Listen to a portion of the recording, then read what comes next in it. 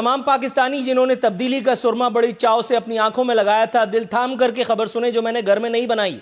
रियासत नाम नेहाद मदीना कायम कर चुकने वाले F9 इस्लामाबाद का पार्क गिरवी रख करके कर्जा लेने चले हैं। सुभान अल्लाह। और लाओ तब्दीली, वो तब्दीली सरकार जो नून लीग पर मुताद्दिद अहम इमारात गिरवी रखकर पैसों कर्जों के हुसूल का दावा कर चुकी, इल्जाम लगा चुकी, मुताद्दिद बयानात इस हवाले से सामने आए, लेकिन आज तक एक प्रेस कॉन्फ्रेंस नहीं की गई। एक प्रेस कॉन्फ्रेंस।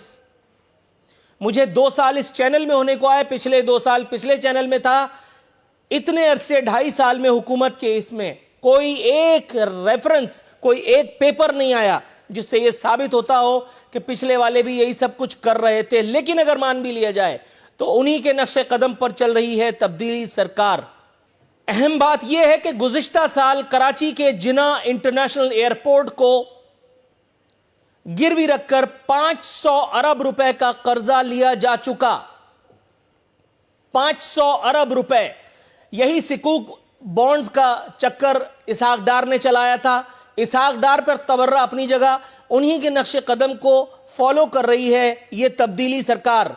और जाहिर है कि इस खुशफहमी में अगर आप पड़ जाते हैं कि यह 500 अरब रुपए आपको और मुझे हमारे घरों पर मनोसलवा उतारने के लिए लिया गया है, तो आप मुंह धो रखिए या किसी अच्छे दिमागी मुआलिज का रुजू कीजिए। यह रकम सरकार की उन्हीं अल्ले तल्लों पर जिस पर आज से पहले चोरों और डाकुओं के दौर में उड़ती रही है। कहते हैं सड़कों पर निकलकर हुकूमत के खात्मे की बात करना गलत है। मेरा दिल चाह रहा है कि यह प्रोफेशन त्याग करके आलू छोले बेचूं, क्योंकि यहां रिसर्च करने की नौबत ही नहीं आती। हर दूसरे दिन ये सरकारी लोग एक ना एक ऐसा भंड मारते हैं, ऐसा शोशा छोड़ते हैं कि जिस पे आदमी सोचता है कि हंसूं या खुदा न खास्ता कोई ऐसी बात करूं कि जिससे सबकी तबीयत हरी हो जाए। ये वो लोग हैं कि जिन्होंने पूरे मुल्क का चक्का जाम करके रखा था। बाबाए पीटीआई के दिए हुए कंटेनर से इन्होंने पाकिस्तान का धड़म तख्ता कर दिया था। वो जिनको सदारती इस्तिस्ना दे करके और ऐवाने सदर में बिठा रखा है, वो कराची की शारा फैसल इस तरह से बंद करवाते रहे हैं कि जिस तरह से कोई जय्यद, आप समझ लीजिए शरीफ आदमी की जिद क्या होती है आप जानते हैं। पार्लियामेंट हमला केस में खुद वजीर आजम को बरी किया जा चुका, लेकिन क्या यह बरात दुरुस्त थी? मेरा ख्याल है इसका जवाब भी आपको पता है। यह बात तो खैर वजीर आजम को भी पता है, लेकिन मेरा ख्याल है हम आगे बढ़ जाते हैं। ये इमारतें गिरवी रखने का सिलसिला अगर उन्होंने शुरू किया था, उसके दस्तावेजी सबूत अब तक तो नहीं आए। उससे भी कता नजर ये जिना इंटरनेशनल एयरपोर्ट की इमारत, इसके एवज 500 अरब रुपए का जो कर्जा लिया था, इसमें से सिर्फ 500 रुपए का हिसाब आप मुझे दे सकते हैं?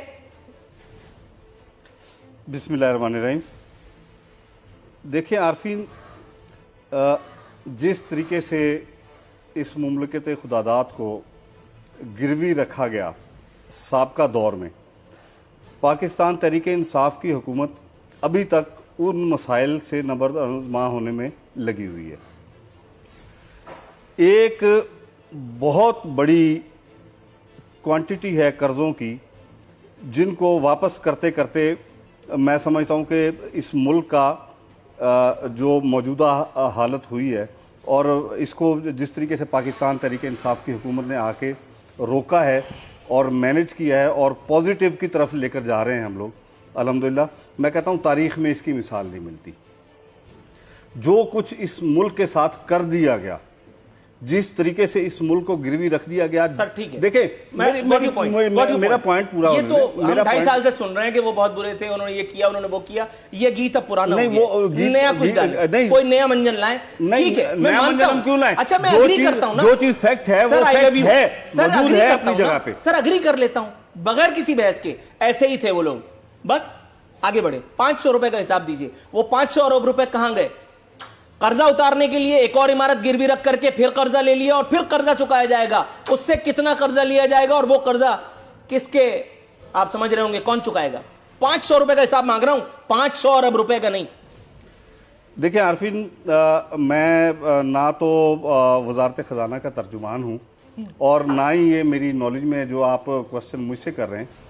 मैं समझता हूँ मुझसे ये क्वेश्चन आपका बनता नहीं। बनता ही है। डन हो गया सर, डन हो गया। Thank you so very much. अब हम जाएंगे अल्लाह आपको नेकी दे, अली परवेज मलिक साहब के पास। अली परवेज मलिक साहब, सर प्रोग्राम में खुशामदीद कहता हूं, मुझे साफ सुन सकते हैं आप? जी बिल्कुल, आवाज़ आ रही है। मैं आपका इंट्रोडक्शन तो नहीं सुन सका आरफीन साहब, बट अब आवाज़ क्लियर है। मैं इनको यहाँ पे चैलेंज करके जा रहा हूँ कि इनकी हुकूमत इतनी नालायक है कि मियाँ नवाज शरीफ साहब की 3 हुकूमतें, उनका जो कर्जा है वो एक साइड पे कर लें और पिछले 2-2.5 साल का जो कर्जा है वो एक साइड पे कर लें, तो इन्होंने पिछले 2.5 साल के अंदर उससे भी ज्यादा कर्जा ले लिया जो मियाँ नवाज शरीफ साहब ने अपनी 3 हुकूमतों के अंदर सर आपका मैं बात कर रहा हूं चौधरी ब्रादरान की, जिन्हें अपोजिशन में कंटेनर पर से आपको नजर आता था कि वो चोर हैं, डाकू हैं, लुटेरे हैं और पता नहीं क्या क्या है। उस वक्त कातिब तकदीर ने आसमानों पर एक और फैसला लिख दिया था। मगर क्या कहिए कि बहरहाल सियासत में सब कुछ झेलना पड़ता है। अब उन्हीं को नेकोकार करार दे दिया है और नैब में जितने भी केसेस थे वो वापस हो गए हैं। आप समझ रहे होंगे फाइल वगैरह सब बंद हो गई है। अल्लाह का शुक्र है कि एहतसाब का सफ़र जो है वो चैन से कटेगा। अब दूसरी जानिब पीटीआई पंजाब से सेनेट की एक सीट काफ लीग को देने पर आमादगी का इजहार भी किया गया है। रावी चैन ही चैन लिखता है, इसका मतलब है गुड गवर्नेंस का ये सफ़र ताहाल जारी है।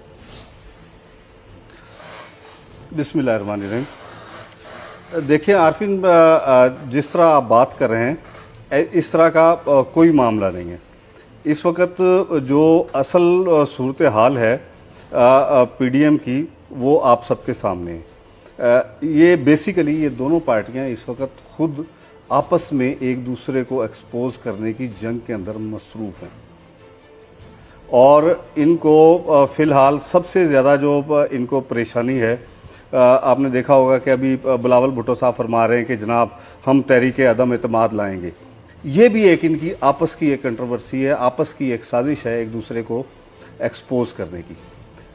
पीपल्स पार्टी को ये बात अच्छी तरह पता चल चुकी है कि ये जो इस्तीफ़ा मुहिम चलाई गई थी उसमें पाकिस्तान मुस्लिम लीग नून को सिर्फ 40% इस्तीफ़े मौसूल हुए, सिर्फ ओनली 40%।